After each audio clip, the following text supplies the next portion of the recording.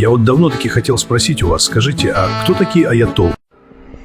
Меня часто спрашивают, а кто же такие аятоллы? Кстати, всегда хотел спросить, а кто же такие аятоллы?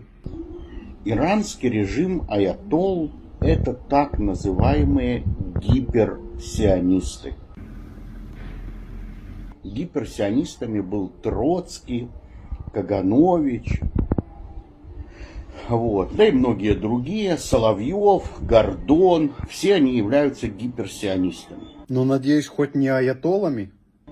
Так вот, аятоллы, режим иранских аятолл, это тоже являются вот так называемыми гиперсионистами. А гиперсионисты это, прошу прощения, куда?